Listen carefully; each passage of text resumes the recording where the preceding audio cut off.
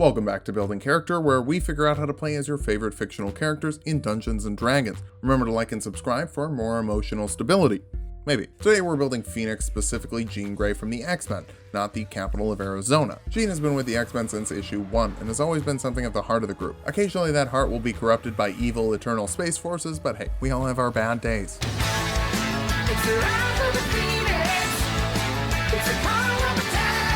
Let's start off with our goals for this build. First, we need telekinesis to lift and pull people and things with our brain. Next, we need telepathy to read minds and subtly communicate with the team. Finally, we'll make sure we've got one get out of dying free card that our enemies will wish they didn't make us play. For stats, we're using the standard point array from the player's handbook. Roll if you want. We'll be multi-classing, but the classes use the same scores, so it's not too complicated. Charisma will be number 1. Your power comes from inside you as a mutant rather than from studying or praying. Intelligence next. Jean is a teacher when she's not busy saving the world. Dexterity after that. Years of danger room training make her better than most at avoiding attacks. Constitution will follow. We need to focus on our spells and delay that first death for as long as dramatically possible. Wisdom is a little on the lower end. Self-control can be an issue and will dump strength. Telekinetics generally can skimp on the upper body strength. If you've been following the channel for a while, you know that I like to take mutants out of the variant human pipeline we usually are running here. Half-elf would work really well for Jean. Gives you +2 charisma and +1 in 2 other scores. Go for dexterity and constitution. You have 60 feet of dark vision and Fey ancestry. This gives you advantage on saves against being charmed. Nobody's making you dangerous to your team except you. You can also grab 2 skills of your choice. Acrobatics and history are both good and hard to get from other places in the build, so pick those. For your background, haunted ones from the Curse of Strahd are characters that have been through some harrowing event. Somehow this gives you proficiency with 2 skills from a list. Go for Arcana and Investigation. The feature for this is called Heart of Darkness, and basically means that people see that you've been through some stuff, so they try and help you out. We'll kick things off as a sorcerer, giving us 2 skills from their list. Take Persuasion and Intimidation. You also get 4 cantrips. Message works for basic telepathy, letting you communicate short messages to people up to 120 feet away from you and allowing them to respond. Light creates a bright light for a 10-foot radius and dim light for the next 10 feet after that. Dancing lights create several small torch-like lights that you can move around on subsequent turns.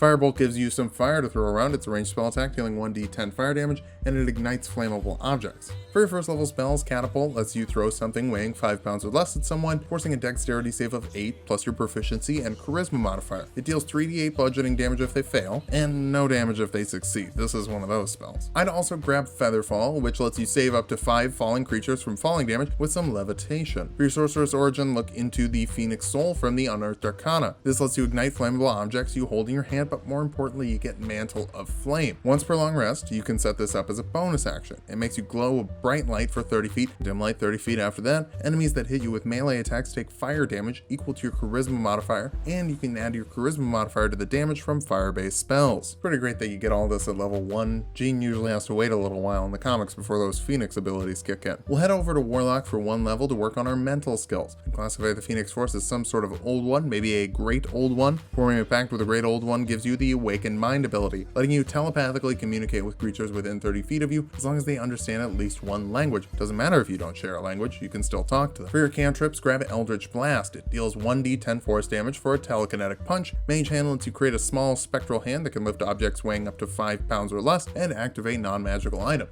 For your spells, Hellish Rebuke lets you force a dexterity save on a creature that hits you, dealing 2d10 fire damage if they fail or half if they succeed. Pair this with the Mantle of Flame, and a melee attack against you can cost the enemy 2d10 plus double your charisma modifier in fire damage at level 2, which could roast some early game foes in 1 hit. For your other spell, Charm Person lets you force a wisdom save on a creature. If they fail, they're charmed by you for 1 minute. Might not be ethical to mess with people's minds, but it sure is effective. As per usual, we're here for the 2nd level of Warlock and Invocations. Grasp of Hadar lets you pull creatures 10 feet closer to you when you hit them with an Eldritch Blast. A Repelling Blast does the exact opposite, pushing people 10 feet away. You can only use each of these once per turn, even when we're at the end of the build and have 4 beams per blast. Back to Sorcerer now. 2nd level Sorcerers get a Font of Magic with sorcery points to help you recover your spell slots. For your spell, Mage Armor makes your AC 13 plus your Dexterity modifier for 8 hours, so wrap yourself in some space magic and less people will hit you. 3rd level Sorcerers get Meta Magic, letting you modify the spells you cast with some sorcery points. Twin Spell lets you spend sorcery points to make a spell that you cast affect 2 people instead of 1. This only works on spells that hit a single target, so no areas of effect. Empowered Spell lets you re-roll an amount of damage die equal to your charisma modifier on spells you cast, making sure you're using the whole force of the Phoenix. You can also grab some 2nd level spells. Hold Person, Paralyze paralyzes a humanoid target that fails a wisdom save for 1 minute, they can re-roll that save on their turn or break out if you lose concentration. 4th level sorcerers get an ability score improvement, round up your constitution and charisma. We don't like odd numbers here. For your spell at this level, Detect Thoughts lets you read surface level thoughts of creatures within 30 feet of you, and probe deeper if the creature fails a wisdom saving throw. This is the ultimate interrogation spell, as any question you ask will naturally shape their thoughts. Personally, I think this is better than Zone of Truth. You can also use this if you're worried that there are invisible creatures, as you'll sense them thinking even if you can't see them. 5th level sorcerers can learn 3rd level spells. Fly gives a creature you touch a flying speed of 60 feet per round. Now remember, this requires your concentration, so if you're unprotected, whoever's in the air could take some fall damage or waste one of your spell slots on a feather fall. Even worse. 6th level Phoenix sorcerers get Phoenix Spark, letting you cling to life when you're dropped to 0 HP. First time this happens per long rest, you go to 1 HP instead and deal fire damage to everyone within 10 feet of you, equal to half your sorcerer level and your charisma modifier. If you're using the Mantle of Flame, that damages your full sorcerer level and double your charisma modifier. If that's not enough fire for you, Fireball creates a 20-foot radius sphere that deals 8d6 fire damage to creatures that fail a dex save, half as much on a success. Keep in mind, with Mantle of Flame, this deals extra damage equal to your charisma modifier, so it's very good. 7th level sorcerers can learn 4th level spells, but I'd actually grab Counterspell from the 3rd level. This shuts down any spells of 3rd level or lower as a reaction, but can shut down higher level spells with a charisma roll of 10 plus the spell's level. Just remind everyone, you're a class Omega mutant, your powers are just better than theirs. It happens. 8th level sorcerers get an ability score improvement, cap the charisma for maximum mutant power. For your spell, Wall of Fire creates a wall of fire 20 feet high and 60 feet long, or a ringed wall that's 20 feet in diameter. Creatures inside the space roll a dex save and take 5d8 fire damage on a failure, half as much on a success. They have to re-roll that save if they run through the wall,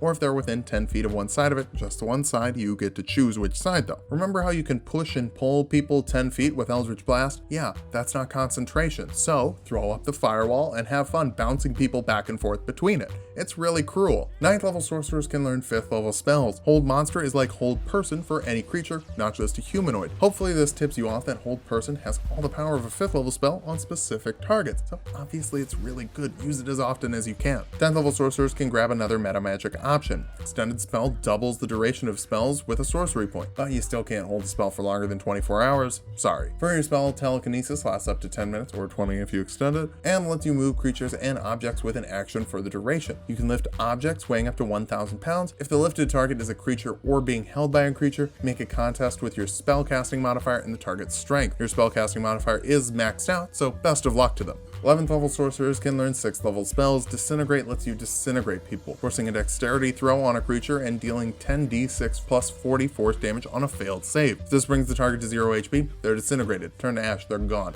Now, that sounds like a lot of damage, and it is, but if they make the dex save, they don't take any damage, so it's high risk, high reward. 12th level sorcerers get an ability score improvement. I'd recommend Constitution here. Gives you more HP and concentration. No spell at this level, but you've got quite a few already. 13th level sorcerers can learn 8th level spells. Finger of Death forces a Constitution save on a creature, dealing 7d8 plus 30 necrotic damage to creatures that fail and half to those that succeed. If they're killed by this, the Phoenix Force brings them back as a zombie under your control. It's always nice to have help. 14th level Phoenix sorcerers get Nourishing Fire, healing you when you cast a fire spell of 1st level or higher, an amount equal to your charisma modifier in the slot you've expended. That ancient space bird is all about self-preservation. 15th level sorcerers can learn 9th level spells. Meteor Swarm lets you pull down meteors at 4 points you can see within a 1-mile radius. Creatures within a 40-foot radius of these spaces make a dexterity save, taking 20d6 bludgeoning and 20d6 fire damage, or half as much on a successful save. Now, you can't hit the same person with 2 meteors, so spread out the love. Did I say love? I meant fiery death.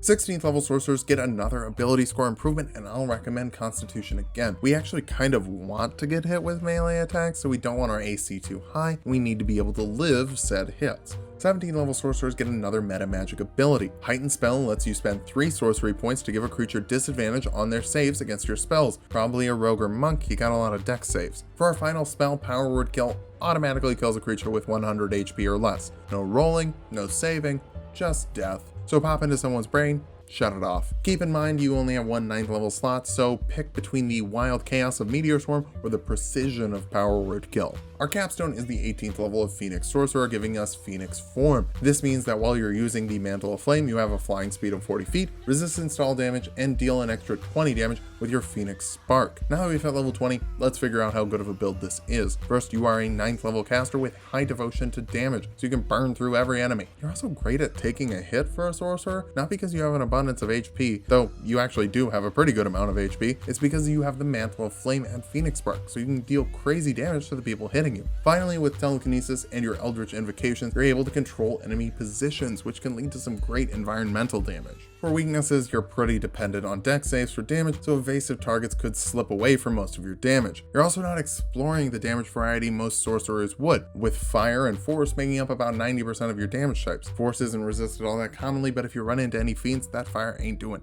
anything. Finally, your wisdom and strength leave you susceptible to being pushed around physically and pushed around mentally with a failed save. But losing control just makes you more powerful. You're the spellcasting equivalent of a barbarian. Soak up damage and send it right back out. Just remember that if you deal too much damage to your team, they might start to see you as a threat, so play nice in the sandbox. Thanks for watching. If you like the video, subscribe for more. We make 2 videos every week. Make sure to come back next week for Sharp Dressed and Undressed Men.